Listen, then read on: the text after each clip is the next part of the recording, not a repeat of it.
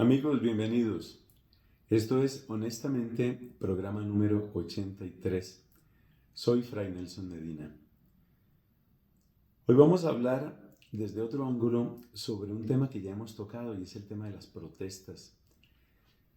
Hace poco, de hecho hace unas cuantas horas, uno de los más bellos monumentos, uno de los más bellos edificios antiguos de Lima ha sido consumido por las llamas en medio de un conjunto de protestas que han surgido desde la destitución del presidente Pedro Castillo, en medio de numerosos escándalos y contradicciones. El tema es que esto se está volviendo un poco la norma, no la excepción, sino la norma. Marchar, protestar, destruir, se ha convertido en un lenguaje que cada vez se usa más. Aquí en Colombia hay unos tres fenómenos que yo quiero comentar. El día 19 de enero, la vía que lleva al aeropuerto, que se conoce como la Avenida El Dorado y que es prolongación de la calle 26 aquí en Bogotá, esa vía fue bloqueada por un grupo numeroso de taxistas. Y el propósito de estos taxistas pues era precisamente mostrar su poder, que es lo que se quiere básicamente con este tipo de protesta. Es mostrar poder, es mostrar tenemos capacidad de daño, tenemos capacidad de hacerle la vida amarga a mucha gente. Ellos estaban protestando por la acción que tuvo una agente de tránsito contra alguno de ellos. Es un poco discutible lo que haya sucedido ahí, pero esta acción de los taxistas pues realmente impactó a cientos de personas y muy probablemente a miles de personas, algunos de los cuales sin duda perdieron sus vuelos. Es decir, hay una auténtica disrupción de la vida de mucha gente a partir de una protesta como esta. Entonces es algo que queda ahí, que quiero que quede pues en nuestra atención. Luego otro ejemplo que quiero mostrar, para el día lunes, es decir, para el 23 de enero, se anuncia otra protesta masiva de taxistas, prácticamente ordenada por un señor que es, vamos a decirlo, el dueño de un consorcio de distintas empresas de taxis.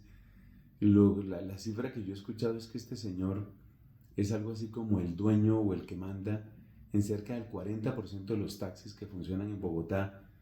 Bogotá es una ciudad que tiene, no sé, más de 7 millones de habitantes y el 40% de los taxis están bajo órdenes de este señor que se propone paralizar completamente la ciudad de Bogotá el día 23 de enero. Ese es el plan que él tiene o lo que se ha anunciado. Seguramente también hay motivos para hacer esto. Seguramente hay profunda desconfianza en la manera como se está manejando la ciudad por la señora alcaldesa Claudia López. Pero de nuevo, se trata de eso, ¿no? De hacerle la vida imposible, hacerle la vida amarga a millones y millones de personas, porque nosotros tenemos que protestar, porque nosotros no estamos de acuerdo con esto. En Inglaterra, el alcalde de Londres, pues ha intentado que se apruebe legislación precisamente para impedir este tipo de disrupciones de la vida cotidiana, de la vida social. Es decir, el problema que hay de fondo en esto, ustedes se van dando cuenta, es que todos estamos de acuerdo en que se necesita garantizar el derecho a la protesta. Es algo propio de una sociedad en la cual pues hay distintas opiniones y en la cual tiene que haber libertad de expresión. Y es terrible una sociedad en la que no se pueda protestar. Pero el tema está en cómo encontrar ese balance. Ese es el problema que yo quiero plantear. ¿Cómo plantear ese balance? En Inglaterra, por ejemplo, algunas de estas protestas han sido de personas que se encadenan a edificios públicos o personas que interrumpen completamente el tráfico, como quieren hacer aquí en Bogotá.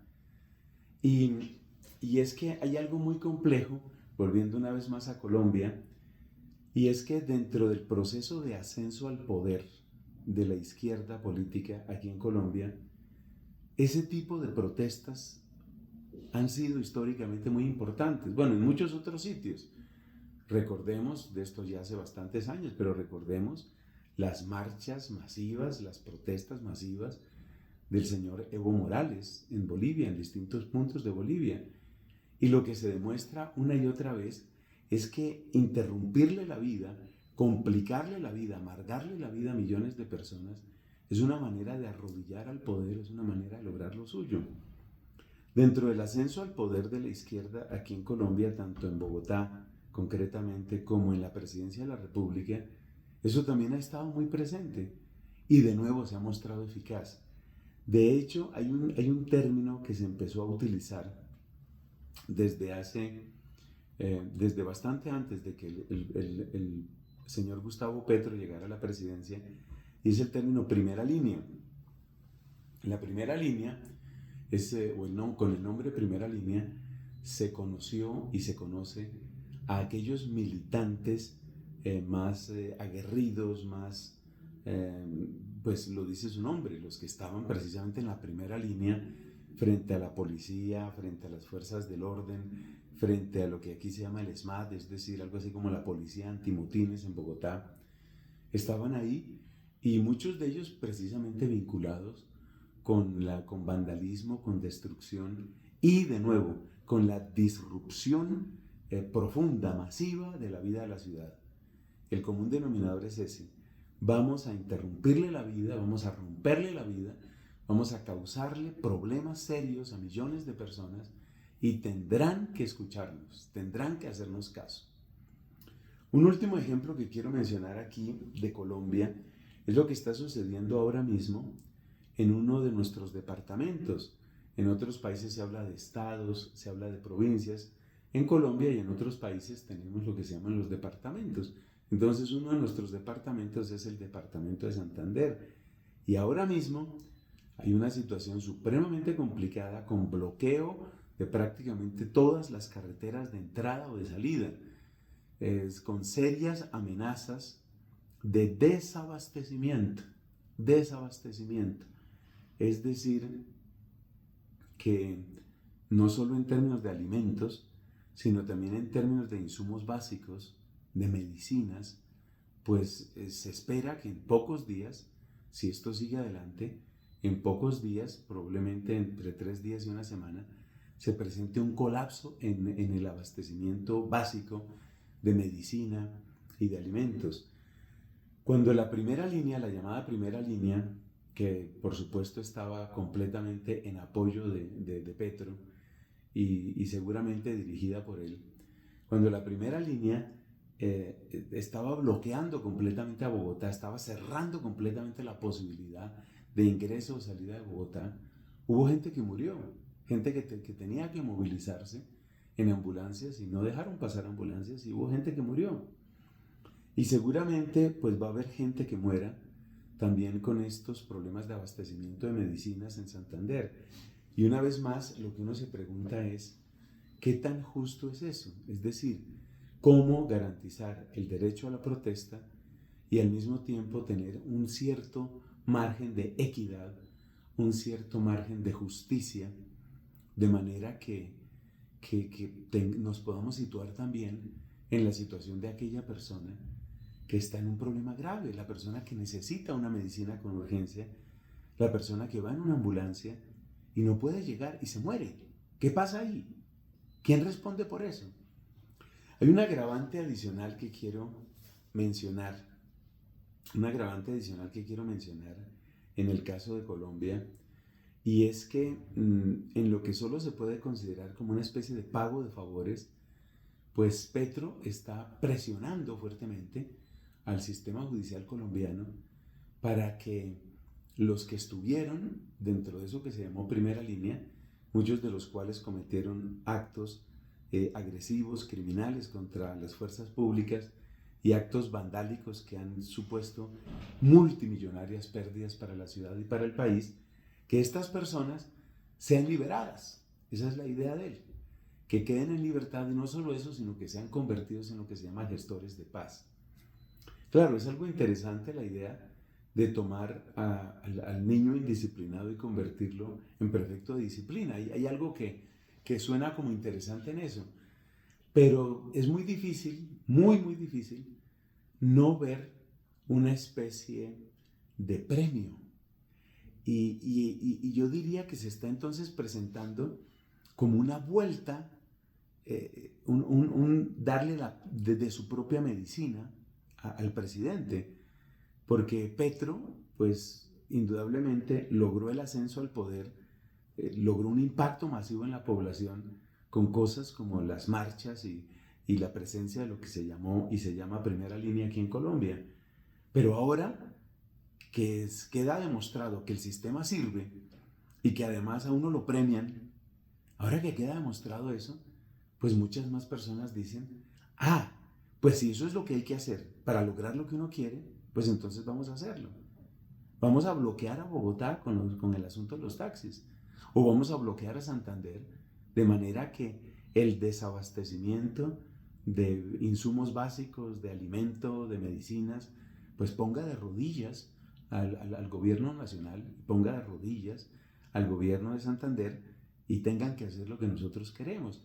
Entonces uno tiene que preguntarse hacia dónde va esto, que se presenta en muchos países. Yo he citado unos poquitos ejemplos y yo creo que conviene recordar acá una de las acciones que realizó el señor Morales en Bolivia muchos años atrás, cuando ya él subió al poder, porque a él también le funcionó el asunto, cuando ya él subió al poder, entonces una de las cosas que él hizo fue acordonar y en buena parte militarizar amplios sectores del centro de la ciudad de La Paz, donde funciona el poder ejecutivo en Bolivia, de tal manera que no le fueran a hacer a él lo mismo que él hizo para llegar al poder.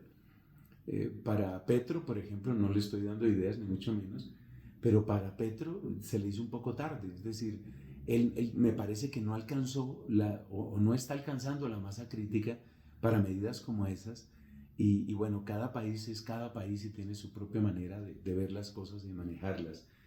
Entonces, como ciudadano, como ser humano y por supuesto como cristiano, esto supone para mí muchos interrogantes y supone para mí muchas preguntas. ¿Qué es lo que se tendría que hacer? ¿Cómo se debería orar en estos casos? ¿Qué es lo correcto aquí? Y una vez más lo digo, soy un defensor de la libertad de expresión dentro de los términos, por supuesto, de justicia y que no haya calumnia ni cosas parecidas.